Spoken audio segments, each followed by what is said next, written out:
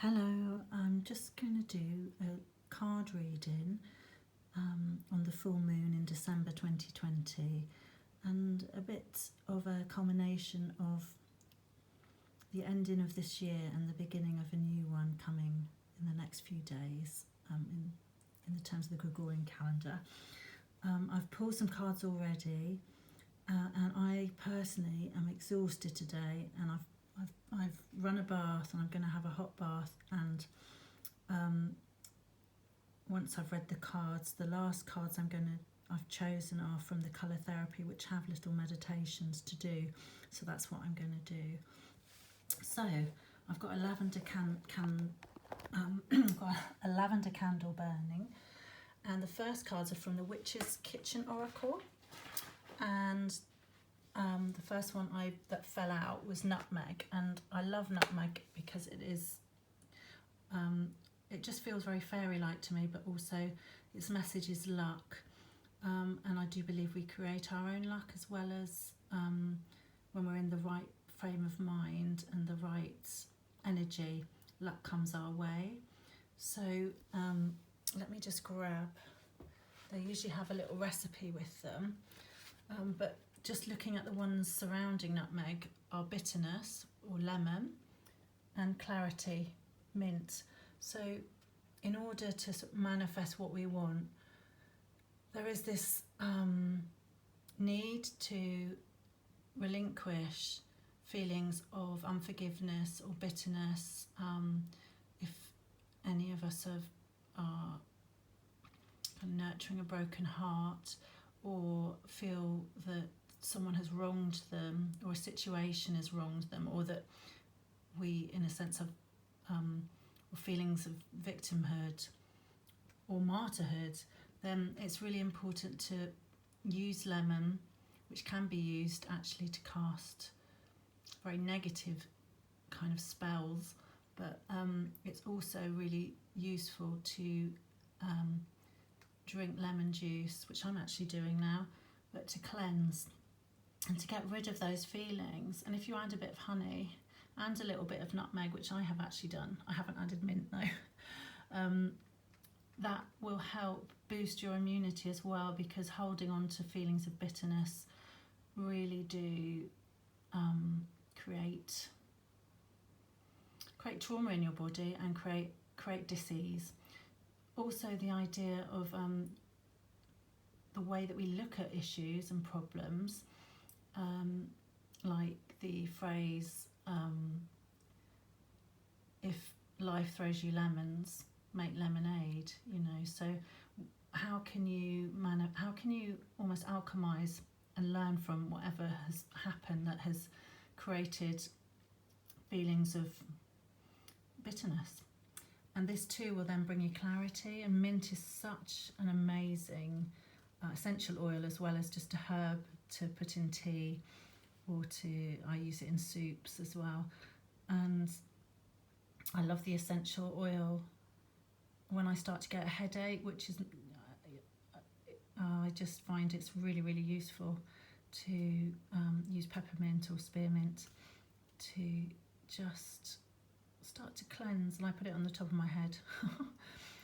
So maybe some herbal teas as well before we go into the next lot of indulgence for New Year. The other cards that I've chosen are from the Oracle of Fairies by Karen Kay and artwork by Ginger Kelly. They're so beautiful. And the first card that came out was light, and just remembering in any dark time we can be the light, or we can be consumed by the dark, and we do have a choice in this.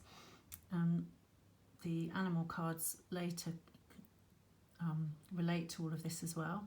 So really trust that in this picture, the fairy is shining love and light, and when you look at situations through love rather than through resentment, or if you bring yourself into the present moment more than sitting in the past and regurgitating what has happened, and if we can think all the time, what would love do? Am I acting in a way of love in this moment, or is it coming from another place of ego or of past hurts?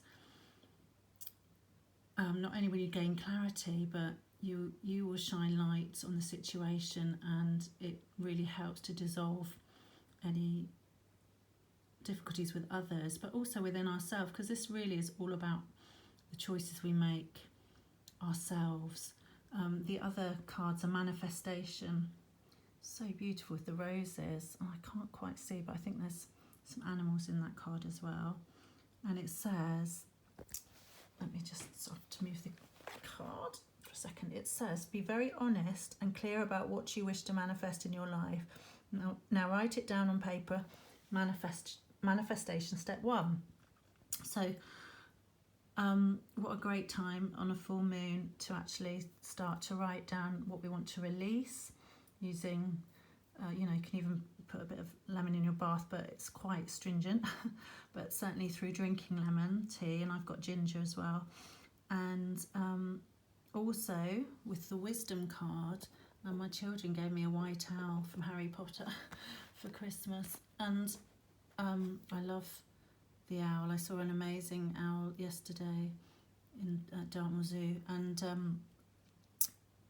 really know that wisdom can and does come from within. We can talk ourselves out of things, or we can look for other people's approval or other people's idea, or read constantly, or and even within this, listening to other people's readings and card readings. So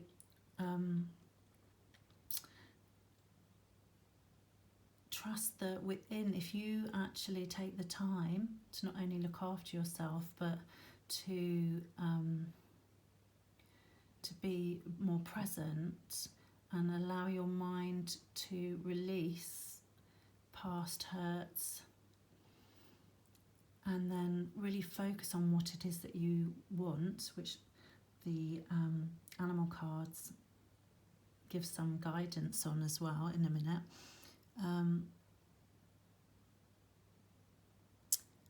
And remember that you have come to this planet with many lifetimes of wisdom, and also within this life you have gained wisdom, which is not just knowledge, it's something much more intrinsic to who you are, and to know the right path to take.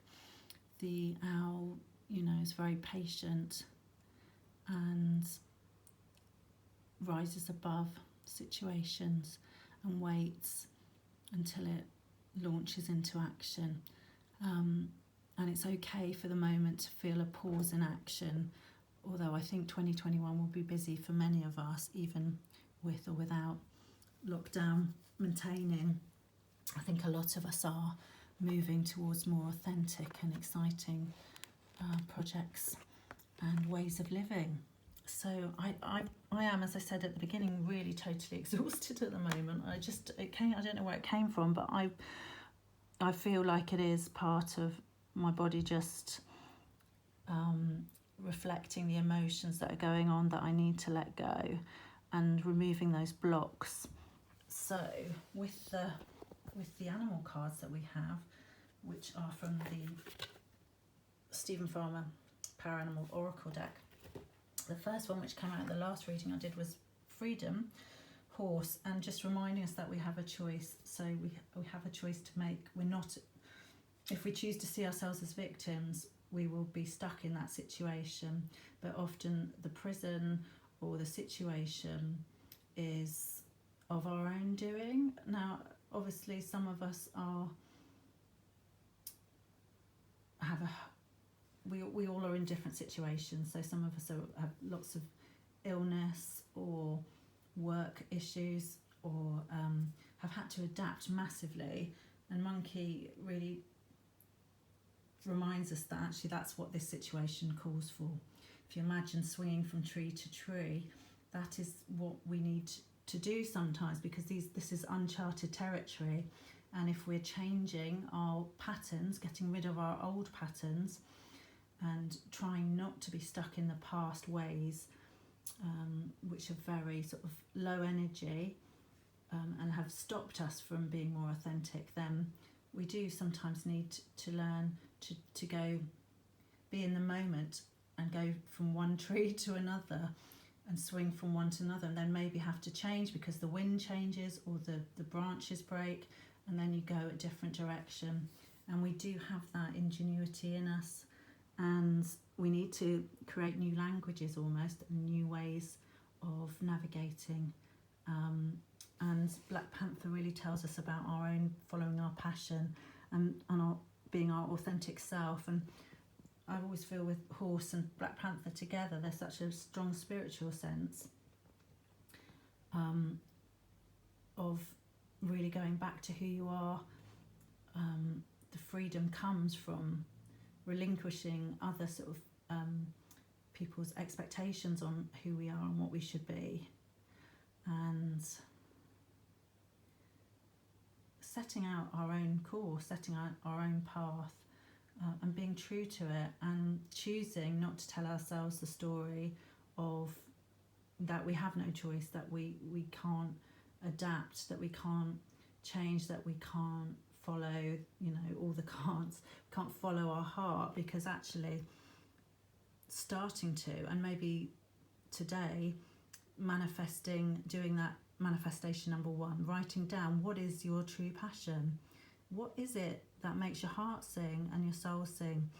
That is what you need to follow, and take a step every day, even if it's just researching something, or writing in your journal about it, or making an appointment to contact somebody, or chatting to people about it. I've found talking to people kind of randomly about new projects, you just decided whether this is right for you, because sometimes it's good to keep things a little bit more secret, but chatting to them can lead to all sorts of contacts and links, so that later down the line may be really, really important.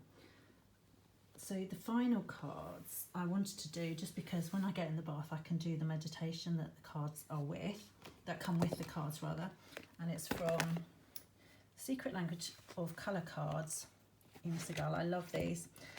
Again, I had to pull 3. I did just pull one, I thought that's it, but then I just couldn't stop myself. So the first one is Sapphire. Regenerate your body. Look at that beautiful colour. And I'm just going to read the meditation from the book, and if you wanted to pause and just focus on that colour, although I'm not sure that it's reflected that greatly in this light. So imagine the really beautiful glow of that sapphire. I'm just going to get the page to read. So sapphire heals and purifies and regenerates your body. It has the ability to soothe the mind and calm the nerves and release emotional pain. As a nourishing colour, sapphire dissolves disharmony and clears blocked pathways to well-being, clearing your mind and balancing your emotions and creating order in your life. Experiment with sapphire light to regenerate your body and bring back a sense of harmony. So the meditation for this one is to breathe in healing sapphire light and allow yourself to focus on increasing your well-being. So this is what I shall be doing in the bath. Rub your hands together, then place them next to each other. Imagine that in each palm you are holding a sphere of sapphire energy. Allow yourself to feel these powerful spheres of energy and play with them, increasing their size and strength. Now put your hands on the part of the body that needs regeneration. Beautiful. The next card, this is one of my favourites. I always think of Oz, obviously the Emerald City, which, was full of illusion actually, but also contained the truth to what was the actual passion, what was each person's unique talent and beauty in that story of the Wizard of Oz. So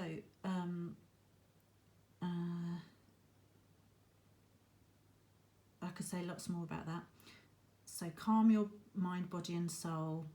Emerald is so stunning, isn't it? It's interesting that it's water.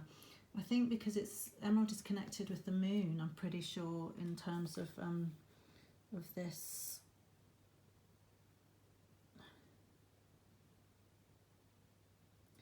So yeah, what Inna says about it is it helps overcome fears, frustration, and creates calm. It brings challenge harmony to challenging situations. It helps dissolve aggression and mends a broken heart. It increases self-esteem, attracts abundance, and replenishes your energy. Think about it as a ray of emerald light. When in the next few days, if you go into the garden and take a few breaths of fresh air and focus on the greenery all around you, place your hands on the grass if you have some to feel the healing, calming energy. Imagine what it would be like to be a blade of grass, growing without resistance. Breathe in its emerald rays, allowing peace and calm to flow through you. Say, Divine Love, I rejoice in the wonder of nature. Every time I focus on the greenery around me, I feel calm, perfect balance and harmony. Oh, that's so lovely. And of course, because 2 cards are never enough, the final card is this glorious sunflower orange, number 16, nurture yourself. So this is very sort of sacral energy, creative energy, but in order to be creative and follow our passion, we must replenish ourselves, allow ourselves to be nurtured. And I'm a great one in believing of romancing ourselves if others aren't going to romance us. That's, you know, in order for others to romance us, we need to treat ourselves well, really. It helps heal digestive ailments as well as chest and kidney disorders. It assists with the treatment of asthma, fear, loneliness, spasms, tension, inflammation, colds and depression. Improve your immunity, vitality and stamina, and awaken your sexual and creative energy with orange. Allow orange rays to increase your happiness and confidence. I've been using a lot of sweet orange in all my Christmas blends, and it's been amazing actually, absolutely beautiful. Working so well with things like cinnamon and ginger and frankincense, just giving that zest for life a little bit again, and making, you know, like the lemon can kind of be sour and sap your sap almost.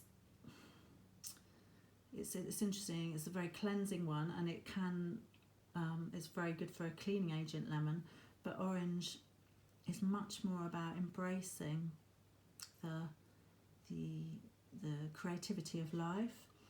Now the little the meditation suggested to nurture yourself is to picture yourself floating in a bath of warm, soft orange liquid. Your muscles, mind and body are totally relaxed. Let the orange liquid penetrate your lungs and respiratory system to clear away all toxicity, tension and fear, and replace them with feelings of resilience, happiness and confidence. Say, I am beautiful, divine being who deserves to be nurtured and supported. I am now willing to receive care, gentleness and kindness from others. And that's a great lesson, because sometimes we want things, we want to manifest things, but we're not actually open to receive them because we don't believe ourselves that we're worthy. And actually doing rituals like a bath where you're imagining yourself being enveloped by this energy and this beautiful orange zest for life will kind of emanate from you, and to allow to practice affirmations like, I am ready to receive love, I am ready, I deserve and I am ready to receive care, gentleness, kindness from others. That's a great thing to practice saying until we finally believe it. Lots of love to you all. I hope you have a beautiful full moon. Rest and know that your dreams can come true. Following your passion's the first step, and although there are probably many twists and turns on our paths, still in the coming year,